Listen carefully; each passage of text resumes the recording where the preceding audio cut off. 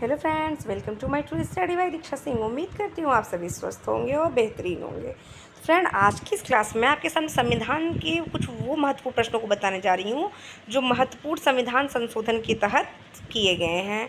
ऐसा कौन कौन सा संविधान संशोधन है जो कि बहुत ही इम्पॉर्टेंट और एग्ज़ाम में पूछे जाते हैं, उसी पे मैं आज चर्चा करूँगी। तो महत्वपूर्ण प्रश्न आपकी स्क्रीन पर है। भारतीय संविधान का पहला संशोधन विधेयक किस वर्ष पारित किया गया था? इस भारतीय संविधान का बहुत ही पसंदीदा और महत्वपूर्ण प्रश्न है कि भारतीय संविधान का पहला संशोधन विधेयक किस वर्ष पारित किया गया? 1954, 1951, 1952 या 1953 में? तो इस प्रश्न का जो ऑप्शन सही और सटीक होता वह है ऑप्शन बी, 1951 में। अगले प्रश्न पे चलेंगे फ्रेंड। अगला प्रश्न आपकी स्क्रीन पर है। भारतीय संविधान के पहले संशोधन में किस अनुसूची को जोड़ा गया? भारतीय संविधान के पहले संशोधन में किस अनुसूची को जोड़ा गया? तीसरी अनुसूची, पाँचवीं अनुसूची, नौवीं अनुसूची या 10वीं अनुसूची? तो इस प्रश्न का जो उत्तर बिल्कुल सही और सटीक होता है वह है आपका ऑप्शन सी, 9वीं अनुसूची में। अगले प्रश्न पे चर्चा करेंगे फ्रेंड। अगला प्रश्न आपकी स्क्रीन पर जो दिखाई दे रहा है वह आपसे पूछता है कि अनुच्छेद 19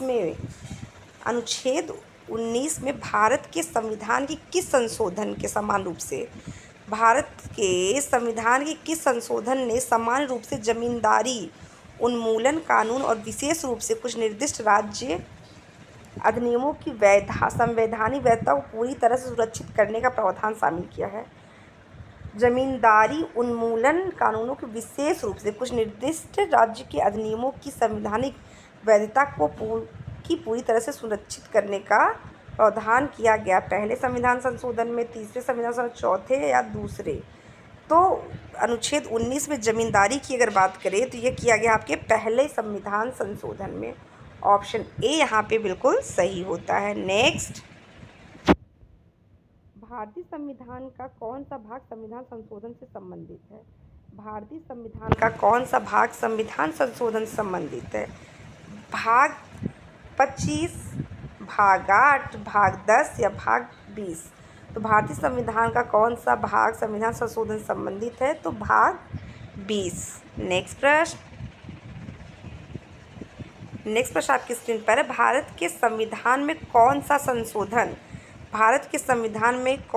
संशोधन भाषा के आधार पर भारतीय राज्यों के पुनर्गठन को संवैधानिक रूप से एनकोड करने की प्राथमिक उद्देश्य के साथ पारित किया गया? तो भारत के संविधान का कौन सा महत्वपूर्ण संशोधन था जिसके आधार पर भाषाओं के आधार पर राज्यों का वर्गीकरण किया गया था? तो ऑप्शन आपके सामने यहाँ पे ऑप्शन ए 10वां संशोधन, ऑप्शन बी 6ठा संशोधन, ऑप्शन सी 7वां संशोधन या ऑप्शन डी 4था संशोधन? तो भारतीय संविधान का जो 7वां संशोधन था उसके आधार पर भारतीय राज्यों को भाषा के आधार पर वर्गीकृत किया गया था। अगला प्रश्न,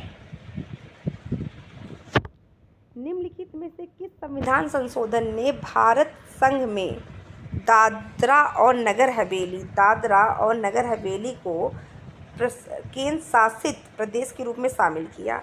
निम्नलिखित में से किस संविधान संशोधन ने भारत संघ में दादरा और नगर हवेली को केंद्र शासित प्रदेश के रूप में शामिल किया? 19वां, 14वां, 12वां या 10वां? तो आपको ऑप्शन यहाँ पे जो सही होता है वह है ऑप्शन डी, 10वां संविधान संशोधन।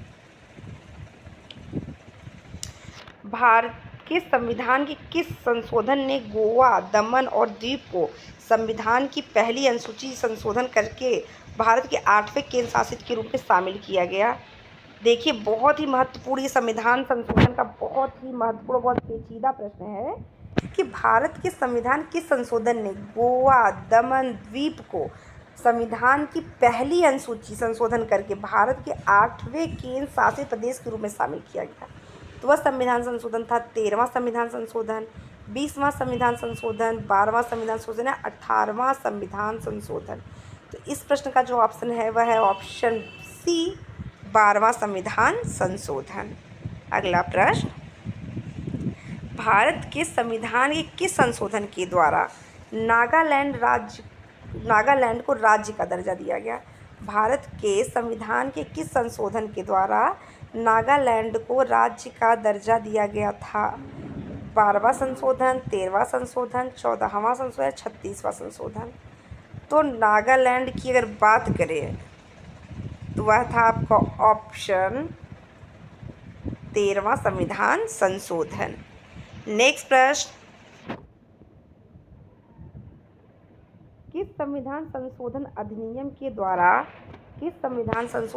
के द्वारा उच्च न्यायालय के न्यायाधीशों की सेवा मुक्ति या सेवानिवृत्ति की आयु 60 वर्ष से बढ़ाकर 62 वर्ष कर दी गई।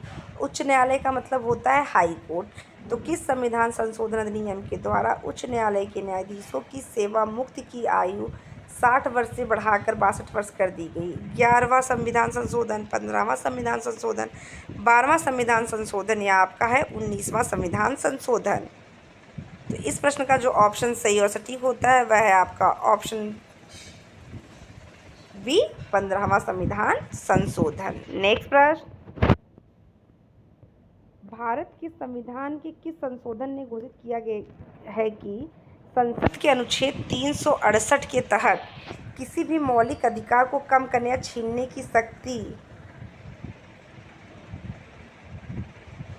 भारत के संविधान के संशोधन ने घोषित किया है कि संसद को अनुच्छेद 368 के तहत किसी भी मौलिक अधिकार को छीनने की शक्ति प्रदान की गई?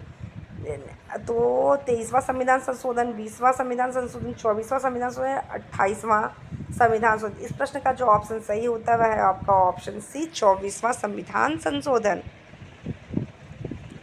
किस भारतीय संविधान संशोधन ने राष्ट्रपति के लिए संवैधानिक संशोधन विधेयक पर अपनी सहमति देना अनिवार्य कर दिया है? किस भारतीय संविधान संशोधन ने राष्ट्रपति के लिए संवैधानिक संशोधन विधेयकों पर अपनी सहमति देना अनिवार्य कर दिया है? तो इस प्रश्न का जो ऑप्शन सही होता है वह है आपका ऑप्शन ए, 24वां संविधान संशोधन। नेक्स्ट, भारत के संविधान के निम्नलिखित में से किस संशोधन अधिनियम ने रियासतों के पूर्व शासकों के प्रीव्यू पर्स और विशेष अधिकारों को समाप्त कर दिया?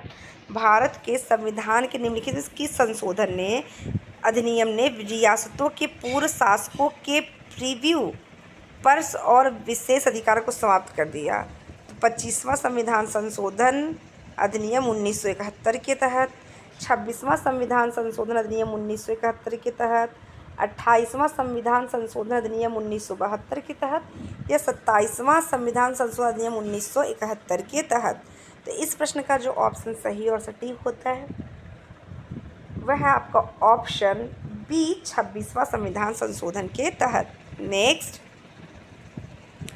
1976 का वह 40वां संविधान संशोधन अधिनियम भारत के संविधान के किस अनुच्छेद पर लागू किया गया था? 1976 का 40वां संशोधन अधिनियम 1976 का 40वां संशोधन अधिनियम भारत के संविधान किस अनुच्छेद पर लागू किया गया था? अनुच्छेद 297, अनुच्छेद 248, अनुच्छेद 245 या अनुच्छेद 226? तो 40वां संविधान संशोधन 1976 भारत के संविधान के जिस अनुच्छेद में लागू किया गया था वह है आपका अनुच्छेद 297। चलिए फ्रेंड, फटाफट वीडियो को शेयर करते हुए आप आगे बढ़ते रहिए। ऐसे एक से बढ़कर एक महत्वपूर्ण प्रश्नों को देखने के लिए हमारे चैनल से जुड़ जाइए। अगला प्रश्न आपकी स्क्रीन पर है, पुरावशेष और कला निधि अधिनियम 1972 की धारा 2 के अनुसार कम से कम कितने वर्ष अस्तित्व में होने पर भी पांडुलिपि, रिकॉर्ड या अन्य दस्तावेज वैज्ञानिक, ऐतिहासिक, साहित्य या सौंदर्य मूल्य का है प्राचीन वस्तु में शामिल किया जाएगा? पुरावशेष और कला निधि अधिनियम 1972 भाग 2 के अनुसार कम से कम कितने साल पुराना पांडुलिपि हुआ, रिकॉर्ड कोई हुआ या कोई दस्तावेज या ऐतिहासिक, साहित्यिक, वैज्ञानिक कोई ऐसी चीज़ होगी जिसको आप प्राचीन वस्तु में शामिल करेंगे तो कितने वर्ष तक होना चाहिए? 125 वर्ष, 150 वर्ष, 50 वर्ष, 75 वर्ष? तो आपका ऑप्शन यहाँ पे सही होता है ऑप्शन डी, 75 वर्ष। अगला प्रश्न, भारतीय संविधान में मौलिक कर्तव्यों को किस संविधान संशोधन अधिनियम में शामिल किया गया है? यह है आपका बहुत ही महत्वपूर्ण और मोस्ट इम्पॉर्टेंट प्रश्न कि भारतीय संविधान में मौलिक कर्तव्यों को किस संविधान संशोधन अधिनियम में शामिल किया गया है? 22वां संशोधन अधिनियम, 42वां संशोधन अधिनियम, या 52वां संशोधन अधिनियम, या 32वां संशोधन अधिनियम। तो यहाँ पे उत्तर आपका सही होता है 42वां संविधान संशोधन अधिनियम। तो आज के सेशन में बस इतना ही। मिलते हैं ऐसे ही मज़ेदार प्रश्नों के साथ आपसे अगली क्लास में। तब तक के लिए धन्यवाद।